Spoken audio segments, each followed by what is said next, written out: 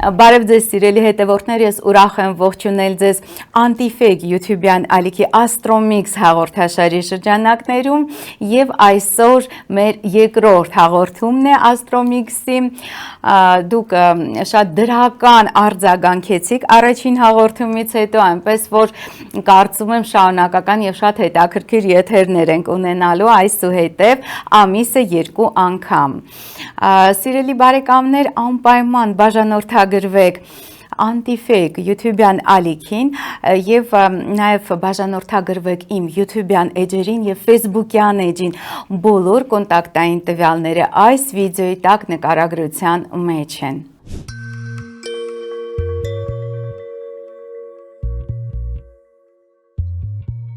Այսօր սիրելի բարեկամներ կխոսենք մարտի երկրորդ կեսի, ավելի շատ մարտի վերջի եւ ապրիլի աստղաբանական իրադարձությունների մասին։ Շատ կարեւոր եւ հետաքրքիր ժամանակահատված ենք մտնում, ասեմ, որ մարտի 21-ին գարնանային գիշերը հավասարի օրը արդեն այդ օրվանից սկսել է նոր տարին, աստղաբանական նոր տարին եւ լուսանի տարին ըստ զրադաշտական ավանդույթի եւ բնականաբար լուսանը, քանի որ կատվազգիների ցեղին է պատկանում, շատ անկանխատեսելի է եւ տարին բնականաբար հարուստ է լինելու զանազան անակնկալներով եւ նաեւ բարդություններով, այնպես որ 2025 թվականը, ինչպես եւ ես նշել եմ բազմաթիվ կանխատեսումների մեջ, հարթ եւ անամպ չի անցնելու։ Եվ մարտին գիտեք, որ բավականին լարված աստղաբանական իրավիճակ էր մարտի վերջին, մարտի 29-ին տեղի է ունենում նաև խավարումների գարնանային միջանցքի վերջին խավարումը, այսինքն արևի մասնակի խավարումը 9 աստիճան խոյ կենդանակերպում, եւ դա վերջին խավարումը կլինի խոյ կենդանակերպի մեջ։ Բնականաբար մեծապես կազդի այդ խավարումը եւ խոյերի եւ կշերքների վրա, սիրելի բարեկամներ, եւ ես հիշեցնեմ նաեւ, որ հենց խավարման ժամերին, այսինքն ժամը 3-ի մոտակայքում 14:47 րոպեից սկսած, ավելի ճշգրիտ Երևանի ժամանակով, ցանկալի չէ գտնվել դրսում, այսինքն բաց երկնքի տակ, գոնե եթե դուք այնուամենայնիվ այդպես ստացվել է, որ դուք բաց երկնքի տակ եք, ցանկալի է, որ դուք երկինք չնայեք, որովհետև այնքան ժամանակ, ինչքան կտևի այդ խավարումը, այնքան ժամանակ հնարավոր է կորցնեք ձեր հաջողությունը, այնպես որ որպես այդպիսի բաներ չլինին, ցանկալի չէ դիտել խավարումը, ու իհարկե ավելի շատ այդ խավարումը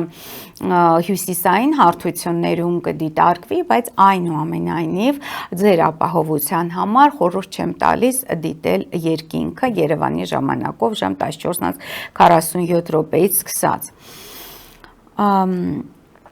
Եվ հաջորդ կարևորագույն իրադարձությունը, իհարկե ես շատ ավելի մանրամասն տեղեկատվություն այդ խավարումների միջանցքի մասին, ընդհանրապես մարտի աստղաբանության մասին ներկայացրել եմ իմ Facebook-յան եթերներում, դուք կարող եք դիտել այդ եթերները ինչպես իմ YouTube-յան ալիքում աստղային խորհրդատու Աննե Հախվերդյանի հետ YouTube-յան ալիքում աստղաբանականին, այնպես էլ Facebook-յան էջում։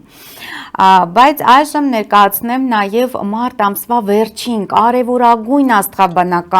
իրադարձությունը Նեպտուն մոլորակը, սիրելի բարեկամներ, անորոշության, այսպես միստիկայի, մոգության մոլորակը, դա ծանր մոլորակ է, շատ երկար է մնում մեկ նշանի շրջանակներում, մարտի 30-ին Երևանի ժամանակով ժամը 4-ին մուտք կգործի խոյ կենդանակերպ, լքելով ձկները։ Ձկներում գիտեք, որ Նեպտունը իշխում է եւ թագավորում է, Նեպտունը ծովերի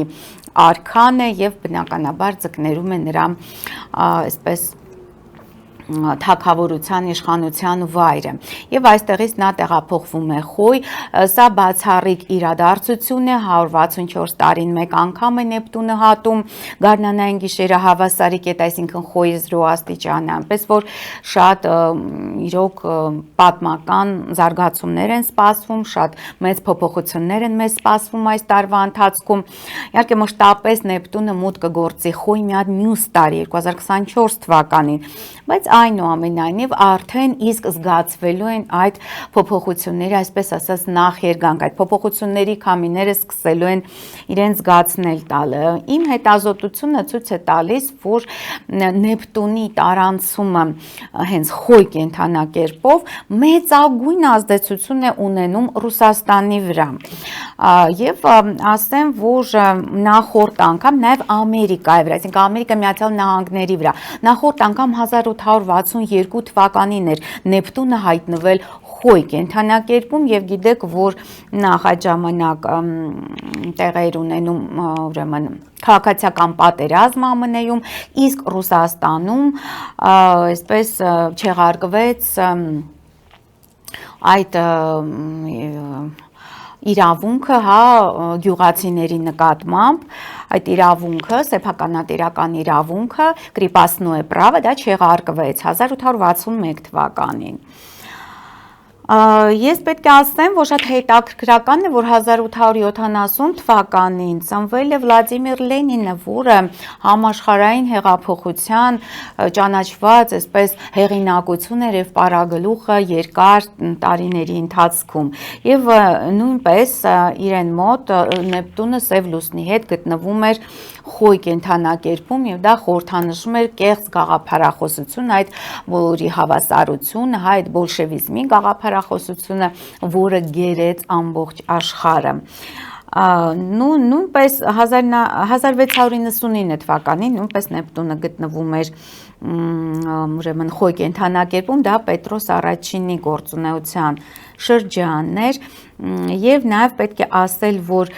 անգամ 552 թվականին, երբ Նեպտունը կրկին մուտք գործեց խոյ, առաջին անգամ հիշատակումներ կան հենց ռուսների վերաբերյալ իբրև ազգի մասին։ Սա շատ կարևոր է եւ շատ հետաքրքրական է այն տեսանկյունից, թե ինչպիսի զարգացումներ կունենա ռուս-ամերիկյան բանակցությունները եւ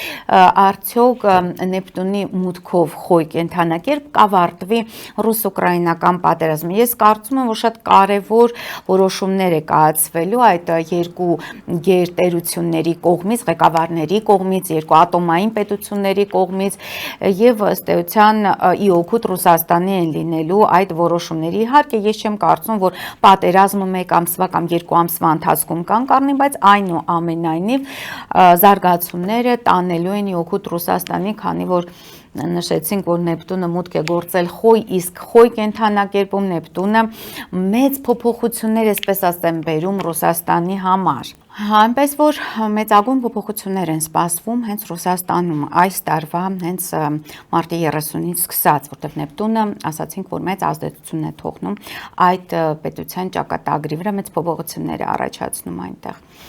Եվ ընդհանրապես ապրիլին կզգացվեն նաև խավարումների գարնանային միջանցքի հետևանքները, որովհետև գիտեք, որ այդ խավարումները, որոնք տեղի են ունենում 2 շաբաթների ընթացքում, դե կոնկրետ այս տարի մարտի 14-ից մարտի 20-ին են տեղ ունեցել այդ խավարումները, նրանք իրենց ազդեցությունը տարածում են ոչ միայն այդ միջանցքից ներս, այլ նաև 1 ամիս առաջ եւ 1 ամիս հետո։ Այսինքն ապրիլ ամսվա ընթացքում մենք մեծապես կզգանք նաև այդ խավարումների այսպես չարաբաստիկ հետևանքները, որտեղ բավականին բարդ խավարումներ են, հատկապես լուսնի խավարումը շատ բարդ խավարում է եղել, նաև արևի խավարումն է բավական լարված մարտի 29-ին։ Եվ ապրիլը ինչով է առանձնանում, սիրելի բարեկամներ, նրանով, որ ապրիլին կանգ են առնում այդ անհատական մոլորակները Վեներան եւ Մերկուրին։ Մերկուրին կանգ է առնում ապրիլի 7-ին, սիրելիներս, իսկ Վեներան կանգ կառնի ապրիլի 13-ին։ Եվ երկուսն էլ կանգ են առնում ձկներում, 24 եւ 26 աստիճան ձկներում։ Դա նշանակում է, որ ինչ-որ ստվերային բանակցություններ են գնալու այդ ընթացքում, մինչև որ վերջնական որոշումներ կայացվեն երկիր մոլորակը բաժանելու վերաբերյալ այդ երկու գերտերությունների միջև կամ երկու ուժային կենտրոնների միջև, այսինքն ԱՄՆ եւ Ռուսաստանը, դրանց միջև ստվերային բանակցություններ են գնում։ Հայաստանի Հանրապետության համար դա իհարկե աննպաստ է, սիրելիներս, որովհետև ինչու, որովհետև Հայաստանի Հանրապետության արեգակը, այսինքն երրորդ հանրապետության արեգակը գտնվում է 27 աստիճան կույս նշանում եւ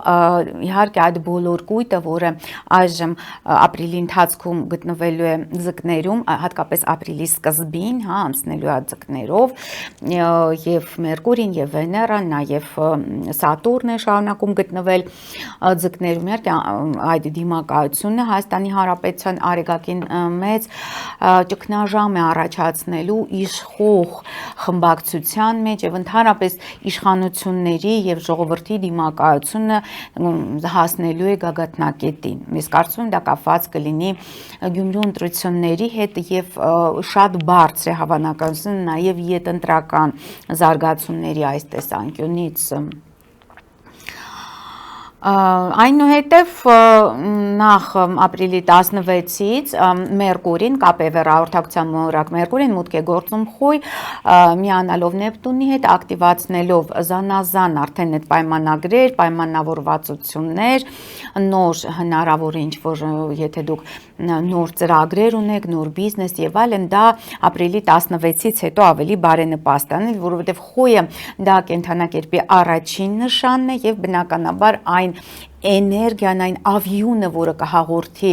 ձեր բիզնես գործունեությանը խույը,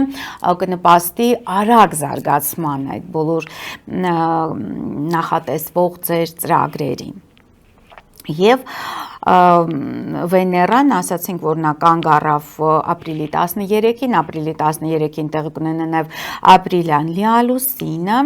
23 աստիճան կշեռքում եւ կազդի շատ խոյերի իհարկե կշեռքների վրա։ Իսկ այնուհետև մեկ ամենակարևոր իհարկե իրադարձությունը ապրիլի, դա տեղի կունենա ապրիլի երկրորդ կեսին արդեն, ապրիլի 18-ին, նախաձեռնության եւ ակտիվության մոլորակ Մարսը մուտք կգործի Արյուծ կենդանակերպ եւ այստեղ կսկսվի արդեն աշխարհի բաժանումը, ռեալ բաժանումը, որովհետեւ Արյուծը դա կայսրությունների նշան է, աշխարհակա կայսրությունների խորհրդանիշն է, այսինքն եթե Ամերիկան թե Ռուսաստանը կփորձեն արդեն ռեալ ինչ-որ քայլեր ձեռնարկել աշխարհը բաժանելու վերաբերյալ եւ դա կբերի լարվածության եւ ռազմաքաղաքական էսկալացիայի ամբողջ աշխարհով մեկ։ Ինչու՞, որովհետեւ Մարսը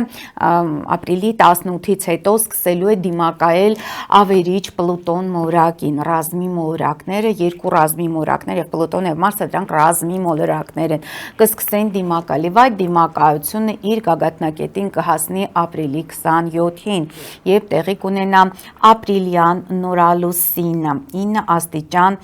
ուրեմն ցուլ կենդանակերպում շատ լարված է անցնելու ապրիլի 27-ը շատ վտանգավոր օր է ապրիլի 27-ը եթե այդ ժամանակ սկսվի ինչ-որ ռազմական գործողություն սահմաններից այսպես ասած թափանցի թշնամին դա բավականին ծանր հետևանքներ կունենա Հայաստանի Հանրապետության համար Եվ ապրիլի վերջին օրը, արդեն ապրիլի 30-ին Վեներան սիրով գեղեցկության մոլորակը մուտք կգործի խոյ, որտեղ նա իհարկե ընկած է, նա իհարկե շատ թույլ է եւ խոյը ռազմական նշան է մեզ մոտ, որը որ այսպես շատ կողքեվորի այդ բոլոր ուժերին, որոնք ցանկանում են ռազմական ճանապարհով լուծել ցանկացած խնդիր։ Այնպես որ չնայած որ ապրիլի ընթացքում բարձր ինչ որ համաձայնությունների հավանականությունը, որ տարբեր պետություններ կփորձեն գալ ընդհանուր հայտարարի դիվանագիտական ճանապարհով լուծել ցանկացած հակամարտություն, բայց այնուամենայնիվ արդեն ապրիլի վերջում, հատկապես ապրիլի 18-ից հետո եւ նամանավանդ նորալուսնին ապրիլի 27-ից հետո այդ ռազմական ճանապարհով իրենց ցանկացածը ստանալը շատ գայթակղեցուցիչ կլինի բոլոր ռազմատենչ պետությունների համար, լինի դա Իսրայելը, լինի դա Ադրբեջանը, Թուրքիան եւ այլն, այսինքն գիշատիչ այդ բոլոր պետությունները կցանկանան իրենց մեծագույն բաժինը կորզել, հա, համաշխարհային մակարդակով արդեն Այնպես որ ապրիլի երկրորդ կեսին շատ ավելի բարձր է էսկալացիայի հավանականությունը եւ զանազան սրացումների ռազմական այսպես բարդությունների Նամանավանդ, որ սպասվում է նաև իհարկե այդ հետընտրական զարգացումները Հայաստանի Հանրապետությունում, ժողովրդական դժգոհության ալիք շատ բարձր է հավանականությունը, որ կբարձրանա Եվ այս ֆոնին իհարկե Ադրբեջանը Ադրբեջանի մոտ շատ մեծ կլինի այդ գայթակղությունը հարցը լուծել ռազմական ճանապարհով, այսինքն Զանգեզուրի հենց միջանցքի հարցը լուծել այդ ռազմական ճանապարհով։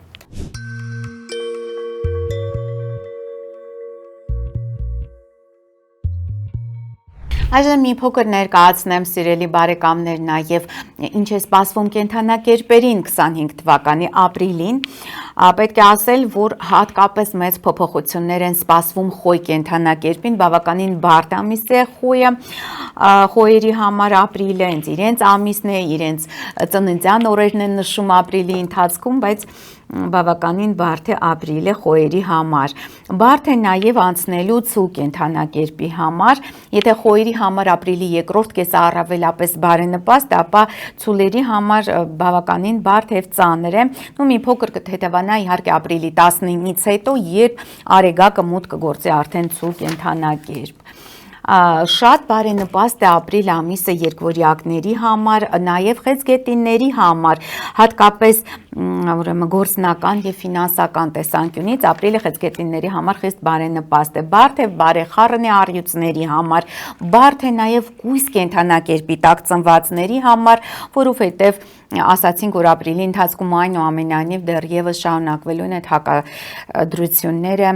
այսինքն կույսի եւ ձկներու մորակների կուտակման հետ կապված Մերկուրին, Վեներան շարունակաբար գտնվելու են գոնե մինչև ապրիլի 16, նրանք գտնվելու են ապրիլի 16-ից 30-ը, նրանք գտնվելու են այդ ձկներում եւ դիմակայություն են ստեղծելու կույսերի համար, նաեւ Սատուրնն է շարունակում դիմակայել կույս կենդանակերպի արեգակին, այնպես որ բավականին լարված իրավիճակ է կույսերի մոտ Շատ ճակատագրական եւ կարեւոր ամիս է լինելու կշերքների համար ապրիլը։ Կարիճների համար եւս բարեխառն է այս ամիսը եւ բարենպաստ է աշխատանքային եւ անձնական խնդիրների կարգավորման համար։ Ես հիշեցնեմ, որ նաեւ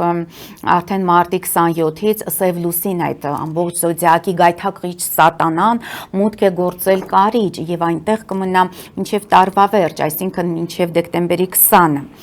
Եվ իհարկե կարիճների վրա մեծապես կազդի հենց Սև լուսնի այդ դիրքը հնարավոր է տրամադրության հաճախակի տատանումներ, անկումներ ունենան այդ կարիճները, էներգիայի անկումներ ունենան, հիվանդությունները սրվեն, քրոնիկական եթե ունեք, այնպես որ պետք է զգուշ լինել, նաև բացասական ազդեցությունների աճ կգրանցվի, այսինքն բացասական նկատում եմ հնարավոր է շատ վատ ձեր նկատմամբ ինչ որ աճք լինի, չար աճք կամ բամբասանքներ կամ չար ինչ որ վերաբերմունք դեպի ձեզ, նու եթե դուք լուսավոր ճանապարհով եք գնում իհարկե Սև լուսինը անպայման ձեզ վնասելու է։ Սև լուսինը ընդհանրապես երբ կարիճում էր, նաև ինքը մեծապես ազդեցություն է թողնում Հայաստանի Հանրապետության վրա, որովհետև Սև լուսինը կարիճում էր նաև 2016 թվականի ապրիլյան պատերազմի ժամանակ, մարտի 1-ին 2008 թվականին նույնպես Սև լուսինը գտնվում էր կարիճում։ Այնպես որ այդ զանգվածային անկարգությունների, անհնազանդության հավանականությունը կտրուկ աճելու է ապրիլ ամսին եւ բոլոր մյուս ամիսներին մինչեւ դեկտեմբերի 20-ը, բայց հատկապես ապրիլ ամսին, որովհետեւ նաեւ մենք ունենք այդ Պլուտոնի եւ Մարսի դիմակայությունը, որը խիստ վտանգավոր է ռազմական էսկալացիայի տեսանկյունից։ Աղեղնավորների համար ամիս ընդհանուր առմամբ բարենպաստ է։ Այդ եղջյուրները ապրիլի ընթացքում լուծելու են տան, ընտանիքի հետ կապված, երեխաների հետ կապված հարցեր հիմնականում։ Բարենպաստ է ապրիլը ջրհոսների համար, որովհետև ապրիլ ամսվա ընթացքում նրանք կարգավորելու են իրենց ֆինանսական հարցերը։ Ձկների համար եւս խիստ կարևոր է ապրիլ ամիսը, որովհետեւ շարունակաբար գտնվում են այստեղ Մերկուրին, Վեներան, Սատուրնը, իրենց առաջին տանից Նեպտուն մոլորակը մուտք կգործի ձկների երկրորդ տուն, որը որ արդեն կնշանակի ճիշտ ընտրության անհրաժեշտություն ֆինանսական հարցերում, եկամուտների աղբյուրների հարցերում, այնպես որ շատ նաև ճակատագրական է ձկների համար։ Ահա այսքանը կենդանակերպերի համար մասին, թե ինչ է սպասվում կենդանակերպերին ապրիլ ամսվա ընթացքում։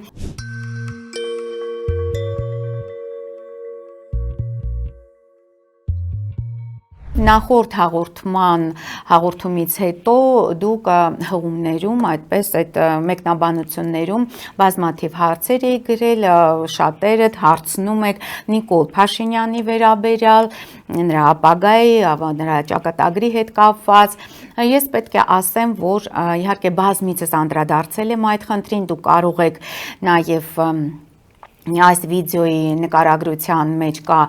կան իմ երկու YouTube-յան ալիքների հղումները, նաև Facebook-յան էջի հղումը, այնտեղ դիտել այդ վիդեոները, նաև անպայման բաժանորդագրվել եւ Antifake YouTube-յան ալիքին եւ իմ YouTube-յան ալիքներին եւ Facebook-յան էջին։ Այնտեղ շատ մանրամասն ես ներկայացրել եմ նաև Նիկոլ Փաշինյանի հորոսկոպը, նրա ապագան,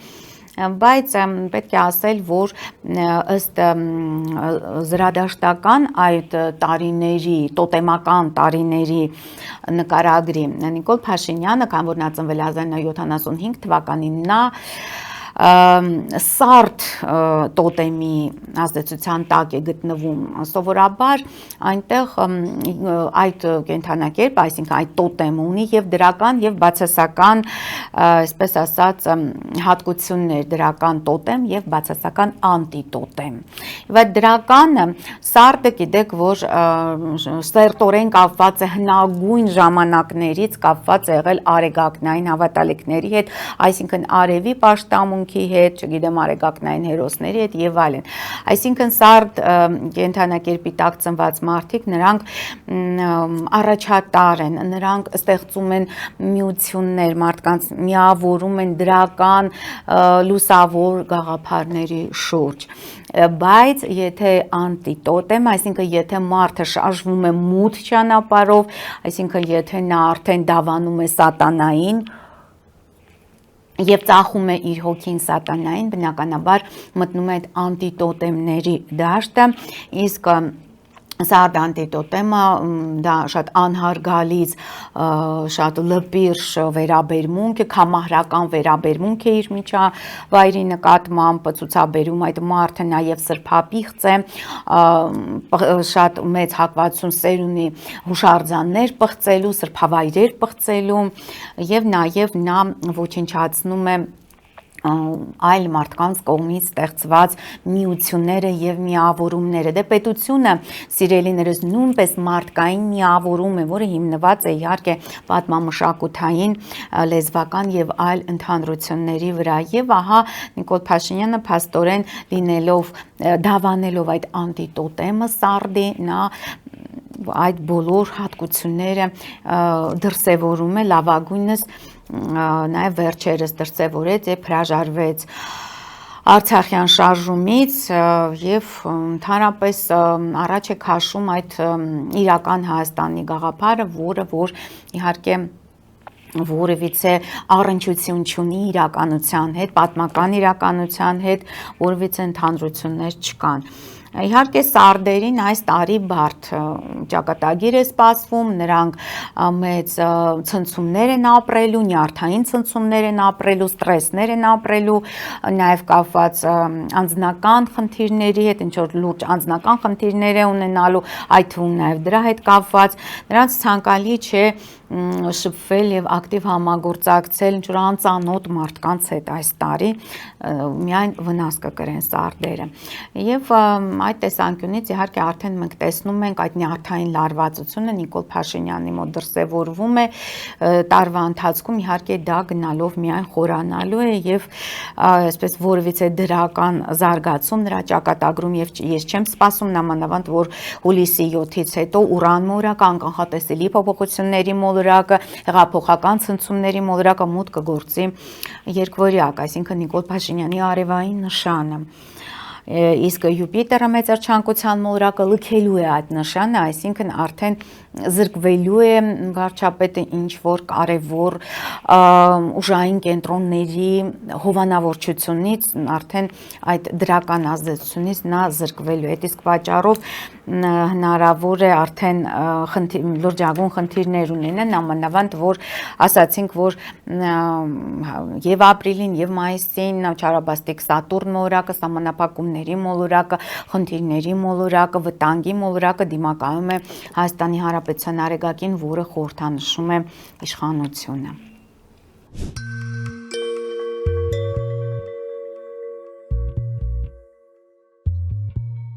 Թերևս այսքան է, սիրելի բարեկամներ, այն մասին, թե ինչ կարելի է սպասել մարտի վերջին եւ ապրիլի ընթացքում։ Անպայման բաժանորդագրվեք Anti-Fake YouTube-յան ալիքին, բաժանորդագրվեք նաև իմ երկու YouTube-յան ալիքներին, Facebook-յան էջին եւ մեկնաբանություններում գրեք ձեր հարցերը, ամենահետաքրքիր հարցերին ես անպայման կանդրադառնամ եւ կպատասխանեմ մեր հաջորդ հաղորդումների ընթացքում։ Ստեսություն, կհանդիպենք։